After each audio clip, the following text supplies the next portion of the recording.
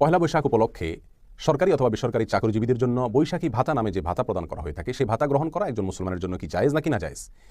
এই প্রশ্নের উত্তর জানার আগে একটি কমন কথা আমরা জেনে রাখি, আর তা হলো পহেলা বৈশাখ উপলক্ষে প্রচলিত মঙ্গল শোভাযাত্রা থেকে নিয়ে যত প্রকার সংস্কৃতি আছে এসব সংস্কৃতিগুলো মূলত একটি বিশেষ ধর্মের মানুষের ধর্মীয় কৃষ্টি কালচার এবং সংস্কৃতি অথবা তার সাথে সাদৃশ্যপূর্ণ বিষয়।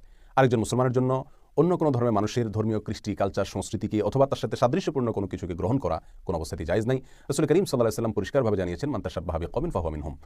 আর এটাকে একজন বিবেকবান মানুষ বাঙালি সংস্কৃতি হিসাবে প্রতিষ্ঠা করার অপচেষ্টাও করা অনুচিত, কারণ ২-৩ যুগ আগেও এ সকল মঙ্গল শোভাযাত্রা অথবা সংশ্লিষ্ট পহেলা বৈশাখের প্রচলিত সংস্কৃতিগুলোর কোনোটির অস্তিত্ব এদেশে ছিল না। অতএব এটাকে বাঙালির ঐতিহ্যবাহী সংস্কৃতি অথবা সার্বজনীন সংস্কৃতি হিসাবে প্রতিষ্ঠা করার অপচেষ্টা এটা কোনোভাবেই গ্রহণযোগ্য নয়, এটি ভুল। এবার আসা যাক মূল প্রশ্নের উত্তরে। সাহাবা ইকরাম তথা সালাফের যুগে আমরা দেখতে পাই ভিন্ন ধর্মের মানুষেরা তাদের ধর্মীয় উৎসব উপলক্ষে মুসলমানদের কাছে যে উপঢৌকন পাঠাতেন সেটাকে মুসলমানরা গ্রহণ করতেন। সাহাবা আমাদের আয়েশা রাদিয়াল্লাহু তাআলা থেকে বর্ণিত হয়েছে, তার কাছে একজন মহিলা এসে জানতে চেয়েছেন যে তাদের কোনো একজন অগ্নিপূজক দুগ্ধদানকারিণী মহিলা আছেন যিনি তার ধর্মীয় উৎসব উপলক্ষে তাদেরকে উপঢৌকন দিয়ে থাকেন, হাদিয়া পাঠিয়ে থাকেন, সেটা তিনি গ্রহণ করবেন কিনা।